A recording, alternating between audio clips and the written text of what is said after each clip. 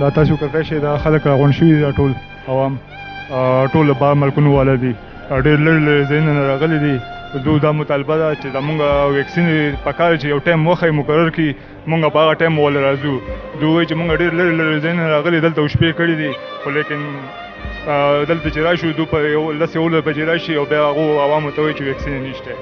نو پکار خو دوی له دا دی چې دوی اول نه وینا وکړي د عوام ته تکلیف نه میلاویږي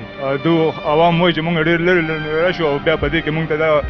په 10-11 بجې اطلاع ورشي نو د دې نه څه مطلب پکار چې مونږ ته سهار وختي نه ووایي دلته یو بورډ ولګوي چې هلکه ویکسین شته یا نشته نو مونږ دا خلک ونه کړېږي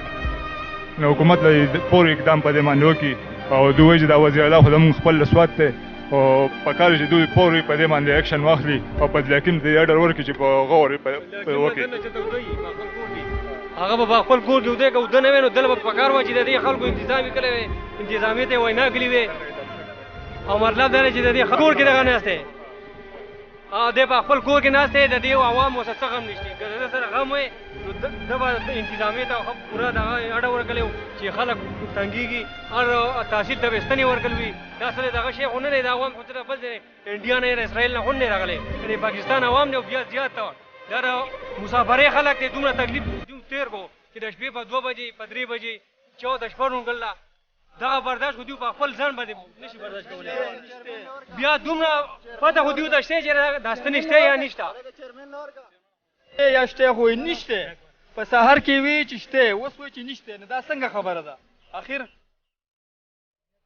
وزیر اعلی زموږ د سوات دی فضل حکیم دغه کور ده او راوځینو دا خوا کې موږ ورته ولاړ یو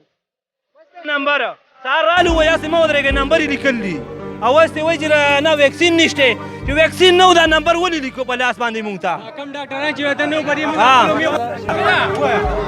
هلکه وروره دا څنګه حکومت دی یو کال مې وشو په چوټۍ راغلی ما پروت یم دلته کې پردی رکشه مې راویستې ده دا چلو او دلته کې روزانه ځم وروره دا اوټ ورکړ دی عمران خان له او دا حل دی مسافر یو 14 کال په سعودي کې وشو او راغلی مو د 3 میاشتو په چوټۍ 8مه میاشت مې ده او دلته کې ناست یو وروره سعودي نه راغلی وم او پاکستان ته مې اوټ ورکړی عمران خان لی ټکټ مې خپل اخیستی ورڅه مې خپل اخیستی او ویزه مې خرکېږي 100 لکو روپو ویزه مې خرکېږي عمران خان به دالي او که څوک به یې او د دې ټولو مسافر وروره تپوس وکئ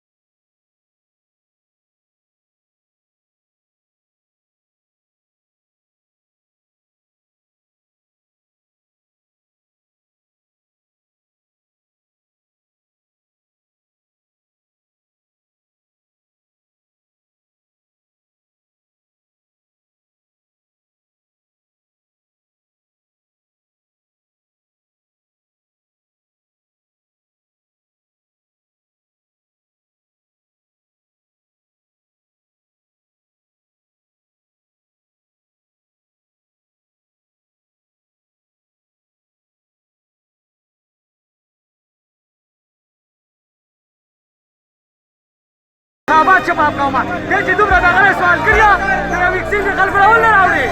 که ته هلک یې ورته وایې زه هلک یم او زه دغه شم د خلکو را ویکسین راوړه که نه تر کم ملک خو دې ملک کې کنه او ورسیز پاکستاني زمونږه ساسا ده دا ساسا ده ورسیز پاکستانو سره په 11 بجې وایي په 11 سهار په 4 بجې سره راشه په 11 بجې دی باندې ووټ ورکړي چې وکسین